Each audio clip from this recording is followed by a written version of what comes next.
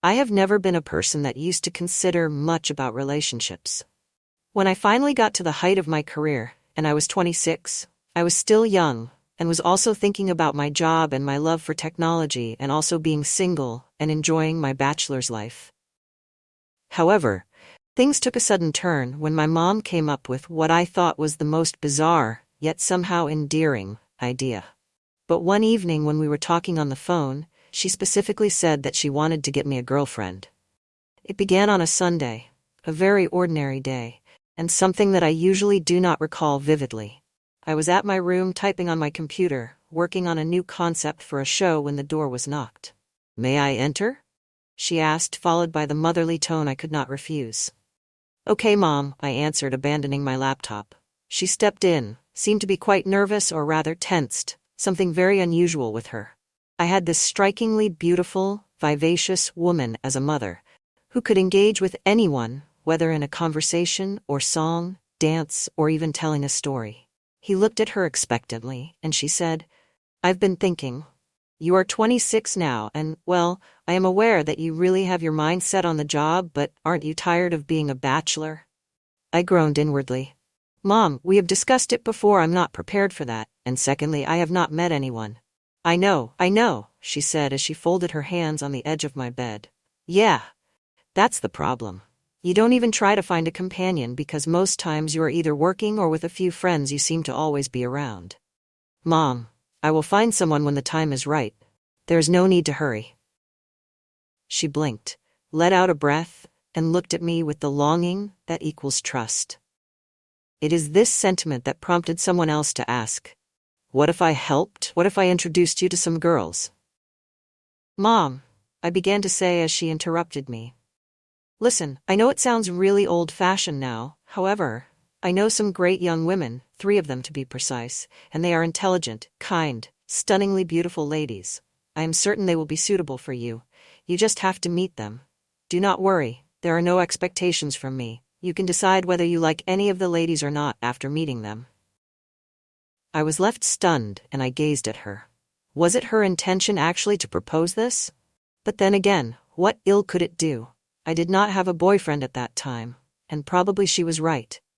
I was not trying hard to get the attention of others like in social networking sites where one feels she is introducing him herself or selling him herself to the world. "Well, I guess so," I replied at long last, whereupon she was delighted. "I will meet them, but don't think I am a candidate in any round of marriage through fixing, okay?" "Yes," she reassured him with a bright smile on her face. "This is just for fun." The first meeting. The first girl that my mom wanted me to take home was Sarah. We scheduled to meet at a coffee shop. I was anxious, mainly because I did not know what to anticipate in the emerging process.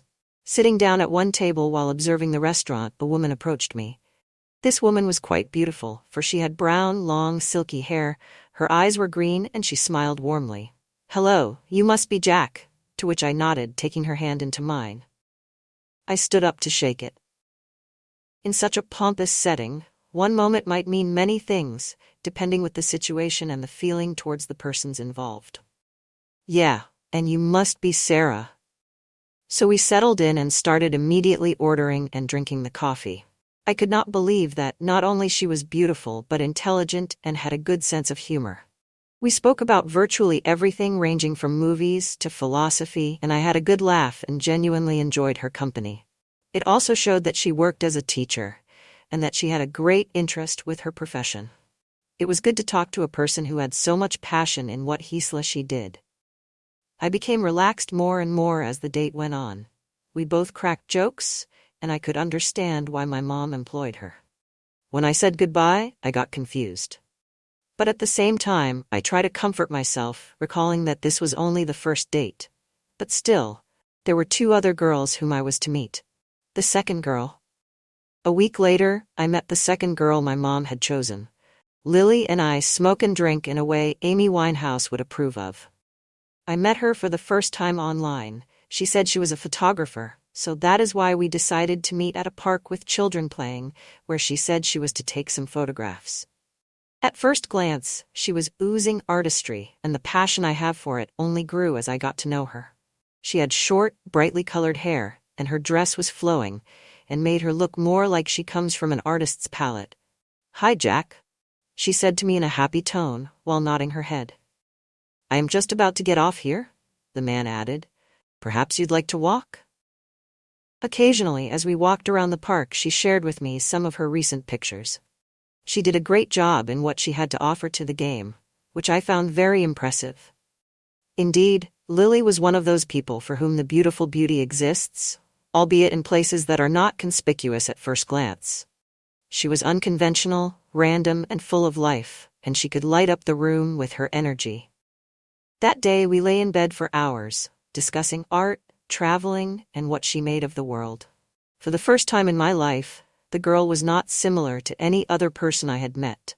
She was an absolutely different kind of girl, being nonconformistic and eager to have an adventurous life. Thus, at the end of the day, I was feeling like I was caught up in the creative and the sensational world. Although I enjoyed my time with Lily, I felt that we were rather dissimilar, and thus, unlike some of the other contestants, I was not looking forward to continuing the relationship. Although I saw that she was a very passionate woman, I felt somewhat that we could not live the kind of life I wanted in the future. The final choice, Emily. The third girl was Emily, and this was a name that my mom has told me about. She was one of the friends' daughters, and I had met her at some family parties we attended, though we have not really had a conversation. In the evening we went out for dinner to a calm restaurant. He narrated, Emily was gentle in her speech and gentle in her health governance nature, which as such made feel so comfortable. She is a nurse, and I got to know about her job experiences, or rather the vocation as a nurse. One can notice she was a warm-hearted person, and such feelings can be viewed in all the words that she uttered. We continued the conversation without any force, and for some reason I was glad to talk to such a kind girl. It seemed a lot easier for her to make people comfortable, and as we continued talking in the car, I could envision myself having a future with her kind of person. It was funny, nice, kind, and she would sometimes forget that she was all grown up, something I found adorable in a partner. The dilemma. When I get a chance to meet all the three girls, I find myself in a complicated situation. All of them were different in some way, and I could understand why Mum had selected them. Sarah was an intelligent and fun character, Lily was creative and an adventurer, while Emily was the caring and compassionate character. However, it has reached a point where the ball was now in my court. It came to a time where I had to decide whether there is someone that I'm interested in or not. The next few days were spent in pondering over my impressions with reference to each of them. I had interacted with all the three in different aspects, but as I took my time to ponder what I would desire in a relationship, one among them seemed to interest me most. Finally the choice was made and I selected Emily. Even though I spent time with Sarah and Lily, I felt a kinship with Emily that just wasn't there with anyone else. She was the kind of person that gave me comfort, and I knew we could have a good future together regarding respect and care. I was to call her a few days after the dinner, and did. I proposed that we meet out again. She nodded, and as we continued interacting and sharing the time together, I fell in love with her. It was quite different, and we moved gradually, but in the process, our feelings towards each other grew. My mom, as you could probably imagine, was more than happy with the situation. But more importantly, I was happy. I think I found a person who could accept me and who I could be me. But all in all, while I had always been suspicious about my mom and her decisions, she had indeed done a fairly good job. Epilogue. Over the period of several months, we became very close friends, thus resulting into Emily and I. We embodied each other's life, and the relationship felt incredibly natural, and it was impossible to be with anyone else. And I now understood that my mom's unorthodox approach to fixing me up had brought me to something very precious. Although initially I had laughed at the idea of her picking out girls for me, this has been the best decision that I could ever make. And who would have thought that my mom, who had so traditional vision of the world, would be the one to introduce me to my soulmate? In the end, though, I thanked whatever. It was that gave me her, the trip, and most of all, Emily.